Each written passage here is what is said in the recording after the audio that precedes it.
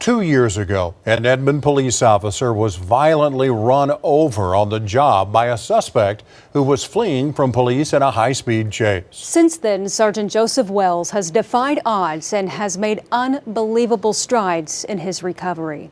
He survived, but his quality of life, he says, may not. A warning tonight, the video in this story is graphic. Right now, I spend majority of my day in this chair. A lot of time to sit here and think about what's happened. Really nothing to take my mind off of it. Just kind of sitting outside looking out at the yard and stuff, thinking about what I'd rather be doing. It's kind of been really hard. You can't put a price on life. Sergeant Joseph Wells' survival has been nothing short of miraculous. After more than a week on maximum life support and more than 20 surgeries that literally put him back together piece by piece. Now, nearly 2 years later, the 23-year police and Marine veteran finds himself yet again fighting for life.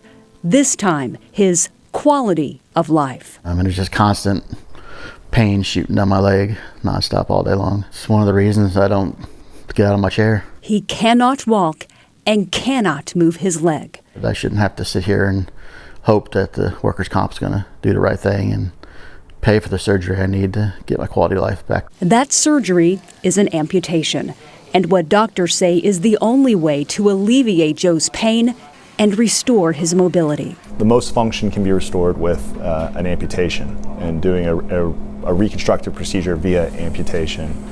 And I think that's where he is at this point. With as many surgeries as he has had, the likelihood of that limb being a functional limb that functioned the way it did before this all happened, that would be very unlikely. But there's a problem. The prosthetics are expensive and the insurance company's required to take care of that the rest of my life. I don't think anybody should have to go through this workers' comp fight that I'm going through. A fight, Sergeant Wells says, that boils down to money. It kind of seems like they're more concerned about the money with it, so they want me to go one of their second opinions, find somebody different that's going to try to maybe agree with them that it should be repaired so they can save money. That repair is one of a few options.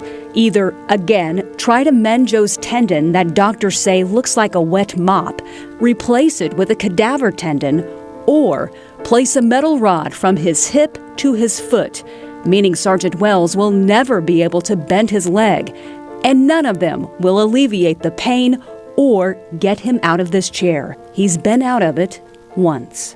And the 911, what's location your emergency? Academy here in Edmond on Broadway. We've got a guy here, he had surgery on his knee about 5 weeks ago and his knee just split open. He's bleeding pretty bad. My first day actually out of the house by myself, I fell to the ground and that's when I could feel my leg. The stitches just split right back open. And I could see the white of my knee before all the blood started flowing in. And I just laid there in the Academy parking lot until somebody finally came outside and called 911 for me. I don't want that happening again. I don't want to be somewhere and stuck. Or stuck, footing the bill to rightfully restore what was taken from him. It's kind of like, well, you survived, but we don't want to pay all the money it's going to take to get you back to where you were before. You should be just lucky you survived. Every first responder, police officers, IMSA, firefighters, they all should think about that for their future, because what if this happens to them? It can happen to anybody. And if they get hurt, and they're going to have to have that same fight I'm going through now. I reached out to the insurance company Safety National, and they tell me, in accordance with privacy laws and in order to respect the privacy of their claimants and clients, they are not able to comment on situations of their workers' compensation claims. Meanwhile, the city of Edmond says it will do everything legally possible to make sure Sergeant Wells gets the care he deserves.